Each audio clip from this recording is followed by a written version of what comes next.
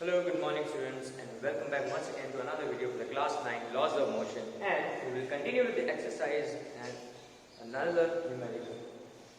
So the question is, how much momentum will a dumbbell of mass 10 kg transfer to the floor if it falls from the height of 80 cm? So a dumbbell is falling from a height of 80 cm and it is having a mass of 10 kg. So what momentum will it transfer to the floor?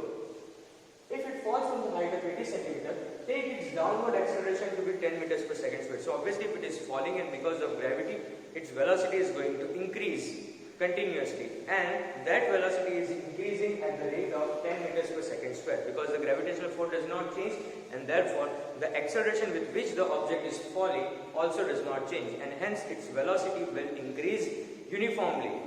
But the thing is, at the moment when it touches the floor, it is going to have maximum velocity, and we are supposed to find that velocity, because if you need to find a momentum, P is equal to m into v, you need the velocity in order to find the momentum that is being transferred.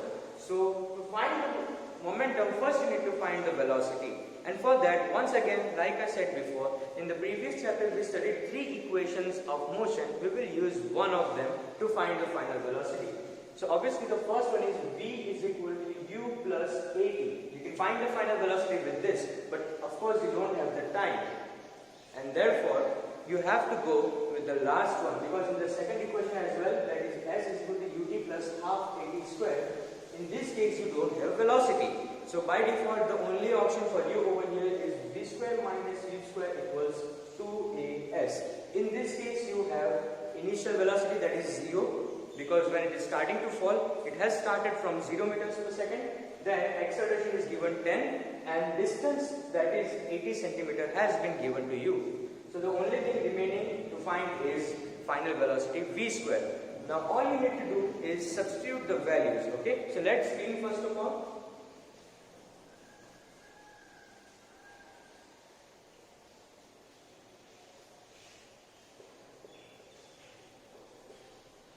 You need to find final velocity, and substituting the values in this, v square minus 0 square equals 2 into acceleration, that is 10, and see, this is given in meters per second, and the distance or the height from which the dumbbell is falling is in centimeters. So we'll need to convert the centimeters into meters. So distance 80 centimeters, dividing it by 100 gives you meters. Okay? Now simple, everything is in multiplication, you can remove the zeros. So what you have remaining over here is 2 into 8, that is 16, and v square minus 0 equals 16, 2 8 16, and v square minus 0 is v square equals 16, and then finally, in order to get the value of v, you need to do the square root of both the sides, and in this case the square root and the square cancel each other and gives you v, and the square root of 16 is 4. 4 into 4, 16. So we have 4 meters per second. As simple as it is. You have been given the velocity. Now all you need to do is substitute this velocity in the formula of momentum. So P is equal to mass, that is 10 kg, and velocity is 4 meters per second. Simple multiplication. P 10 into 4, 40 kilogram meter per second. This is your answer. Okay? I will repeat the whole numerical once again for you. So listen very carefully. The question states that you are supposed to find the momentum that is being transferred to the floor. But in order to do that, you have to find the velocity. And in the question you have been given the acceleration. So first you need to find the velocity using the equation of motion that we studied in the previous chapter, that is v square minus u square equals 2as. S is the distance, and v square is final velocity, u square is initial velocity, which is 0, because the dumbbell is falling, so it is starting from certain point, and that certain point has the initial velocity 0.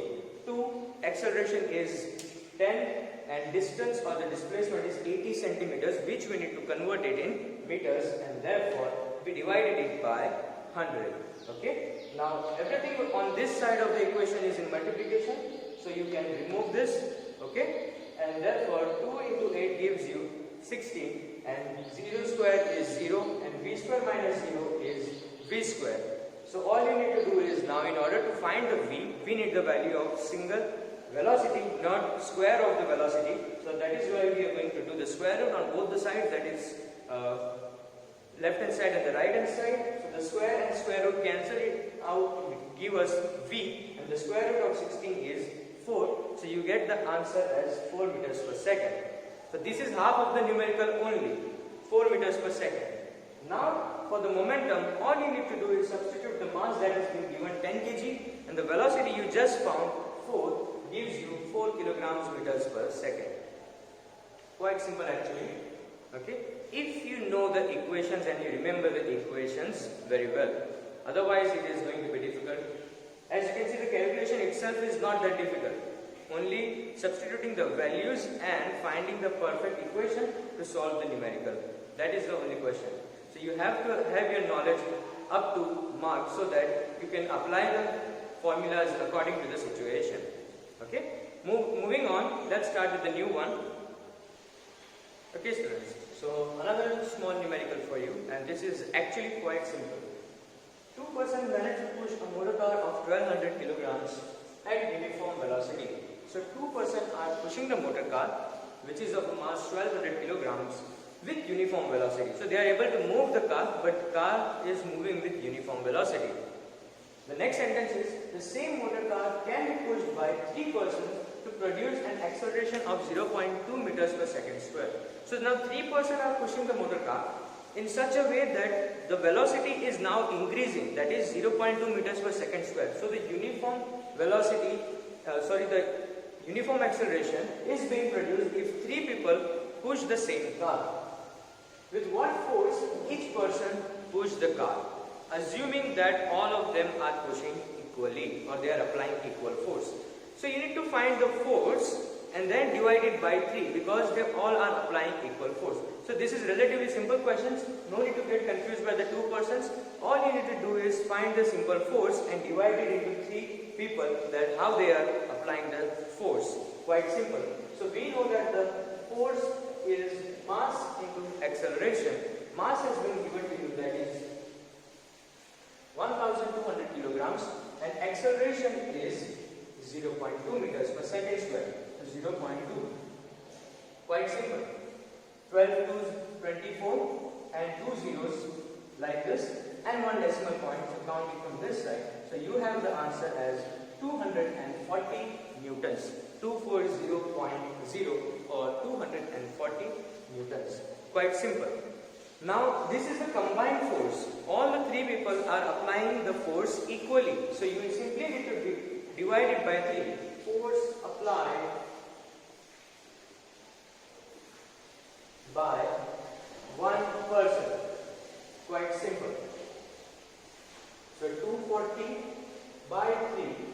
3 8s 24 and 0. So the answer is 80 Newton. So one person applies the force of 80 newtons, another one 80, and the last one also 80. They all are applying equal force. So that's it for today, students, and we'll finish the exercise in the next video. Till then, have a nice day.